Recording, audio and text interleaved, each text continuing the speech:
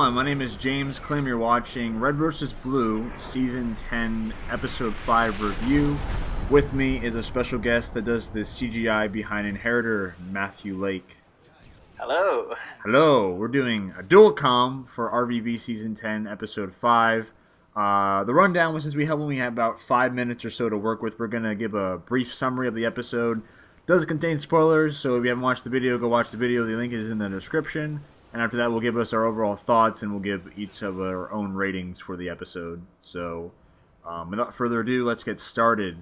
RBB Season 10, Episode 5 starts off as the Freelancer flashback, and it has, what's his name, York, Washington, South's in there every so often, and North is showing off his new AI. I forget what it's called.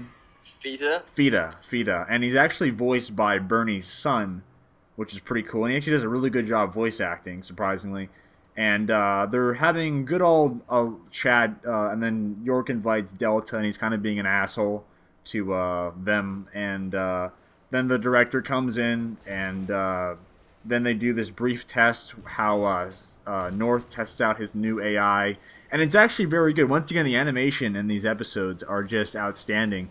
And North's, I think his ability is like the bubble shield, but it's like a much more advanced version of the bubble shield, because there's like this scene where he has a sniper rifle and he has to shoot down turrets, and the AI is like spinning the shield to like deflect the shots, and then when North shoots the sniper, he shoots the bullet, and it's like a slow-mo, and the bullet goes through the shield, like the AI takes out like a bit of the shield to make the bullet go through it. Then he quickly closes it so the bullets don't hit him.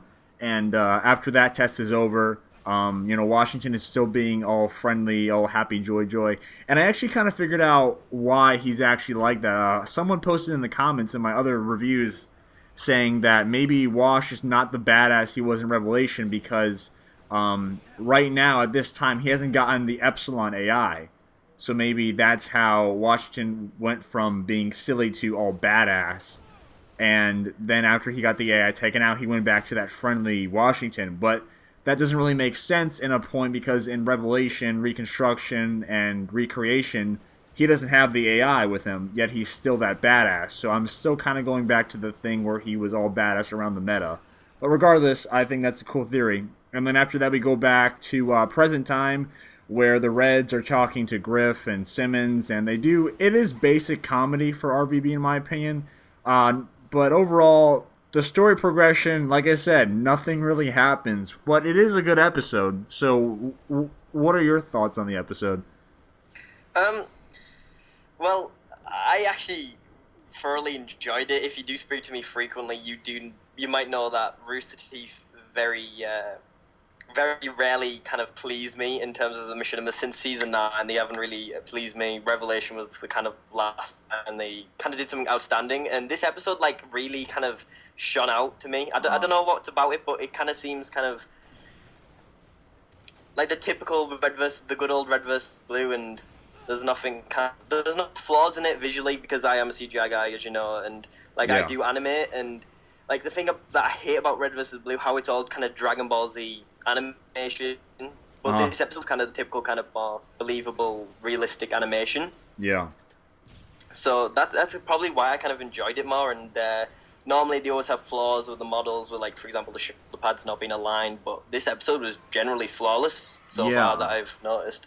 I think that Rooster Teeth does a great job in terms of what the characters have to say, because even though nothing really happens in terms of story progression, the Reds and Blues always have like a topic to talk about, no matter how random it is or how out of context it is. They always have something to talk about. So I praise the writers for having come up with yet another topic out of like the 200 plus topics they've talked about in every other episode. But overall, there really isn't much story progression, which is a big issue I have with Machinimas today. But I did enjoy the episode a lot, because even though there was no progression in the story, the humor, I think, saved it, and like the really cool CGI turret bubble shield scene, I thought was really well done. I liked how there was kind of a link in the Machinima side of thing when Griff said the ringing endorsement. Oh yeah. I think that's one thing I liked about this episode. How they keep linking things back to previous seasons.